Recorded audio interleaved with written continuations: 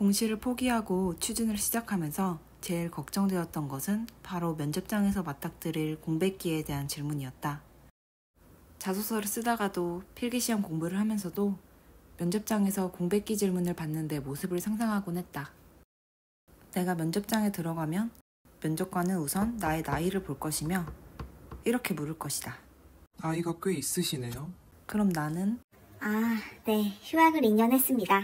라고 할 것이고 휴학은 왜 하셨나요? 라고 물으면 공무원 시험을 준비하느라. 라고 답할 것이다. 그러면 면접관은 공무원 시험? 이런 반응일 것이다. 정작 면접장에는 가보지도 못했으면서 시도 때도 없이 이런 걱정을 하고 있었다. 온 세상은 나에게 마치 이렇게 윽박지르는 듯했다. 2년 동안이나 휴학했으면서 아무 성과도 못 냈다고? 뭐 자격증을 따거나 어학연수 다녀오거나 이런 것도 안 했어? 나는 공시를 준비하며 정말 남 부끄럽지 않게 성실하게 살았다고 생각한다. 하지만 취업시장에서는 내가 9시부터 11시까지 엉덩이를 붙이고 앉아 인강을 듣고 문제집을 풀었던 것 따위는 아무 의미가 없었다. 도저히 내 머리로는 공백기 질문에 대처할 답변이 떠오르지 않아서 이미 취업을 했거나 취준을 하고 있는 친구들에게 고민 상담을 하기도 했다. 돌아오는 답변은 100이면 100, 면접장에서 절대 공시 준비를 했다는 것을 말하지 말라는 것이었다.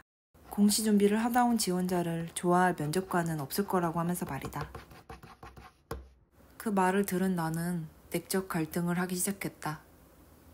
아니 이걸 진짜 말하라고? 거짓말해도 안 들키는 거야? 아니 꼬치꼬치 깨물으면 어떡해? 어학연수 갔다 왔다고 했다가 영어 해보라고 하면 어떡해? 만약 거짓말을 해서 면접관이 속아준다면 다행이지만 만약 속아주지 않는다면 나의 지진난 동공을 캐치라도 한다면 난 바로 광탈일 것이었다. 시간이 흘러 이런 고민이 잊혀질 때쯤 나에게도 믿을 수 없는 소식이 들려왔다. 바로 취준생이라면 누구나 꿈꾸는 기업의 면접 기회를 얻게 된 것이다. 이때 같은 직렬을 준비하는 학교 동기들과 다 같이 필기시험을 봤었는데 필기시험을 본 20여 명 중 합격자는 단 3명이었다. 그 3명 중 1명이 바로 나였던 것이다. 공시를 포기하고 학교에 복학해서 시험 기간마다 동기들을 졸졸 따라다니며 도움을 얻던 나였는데 매일 그렇게 동정 어린 시선만을 받다가 처음으로 부러움의 시선을 받아봤다. 주변 사람들이 나를 인정해준다는 사실이 필기시험에 붙은 것 못지않게 기뻤다. 사실 이번에 보게 될 면접은 내가 취준을 시작한 후 2번째로 보는 신입사원 채용 면접이었다. 처음으로 면접을 본 곳에서는 왜인지 공백기에 대한 질문을 받지 않았기에 내심 이번에도 공백기에 대한 질문이 없지 않을까 기대를 했다.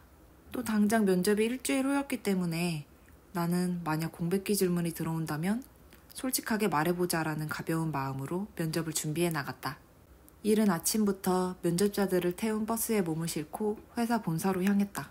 도착하자마자 강당에 짐을 내려놓고 오늘 하루 면접장에서 차고 있을 명찰을 받았다. 그런데 명찰에는 내 이름만 적혀있는 게 아니었다. 이름 밑에 대문짝만하게 나의 출생연도가 적혀 있었던 것이다. 이러면 면접관이 아니라 지나가는 사람조차도 나를 붙잡고 왜 이렇게 늦은 나이까지 취업을 못하셨나요? 라고 물어볼 판이었다. 아침 9시부터 진행된 면접은 오후 6시까지 진행되었다. 면접관들 머릿속에 이제 제발 집에 좀 보내줘라는 생각이 가득할 오후 5시 30분. 나는 마지막 순서로 면접을 보게 되었다. 면접장에 들어가자마자 나는 취준생이라면 의뢰 인트로로 깔아주는 1분 자기소개라는 것을 했다. 사실 하면서도 면접관들의 지루한 표정이 너무 신경이 쓰였다. 그래도 기죽지 말고 준비한 건 다 말하자라는 생각으로 꾸역꾸역 자기소개를 이어나갔다. 자기소개가 끝난 후 제일 오른쪽에 앉아있던 면접관이 입을 열었다. 방금 한 자기소개 한번 영어로 해보세요. 응? 단언컨대 내가 지원한 직무는 영어를 잘하면 좋기야 하겠지만 유창한 영어 실력이 필수인 직무는 아니었다. 영어 회화라곤 3형식 이상을 말하지 못하는 나였기에 예상하다시피 그 결과는 처참했다. 나의 버벅이는 영어를 듣다 못한 나머지 면접관분들은 그 정도면 됐다고 급히 중단을 요청했다. 그렇게 면접은 시작부터 꼬이고 말았다. 그 후로 내가 자소서에 쓴 내용들을 물어보는 형식적인 질문이 오가던 중 드디어 올 것이 오고 말았다. 나이에 비해 졸업이 늦던데 휴학을 하신 거예요? 네, 2년 휴학을 했습니다. 휴학을 하건 뭘 했나요? 공무원 시험을 준비했습니다. 왜 공무원 시험을 준비하셨죠? 저는 사회에 도움이 되는 가치 있는 일이 하고 싶어서 공직을 꿈꿨습니다. 하지만 지금은 사기업에 근무하면서도 충분히 사회에 도움이 되는 역할을 할 수 있을 것이라 생각하기에 그때 나는 직감했다. 망했다. 면접이 끝나고 어두컴컴해진 회사 밖을 터덜터덜 걸어 나오는데 우연치 않게 그 회사에 다니고 있는 학교 동기를 마주쳤다.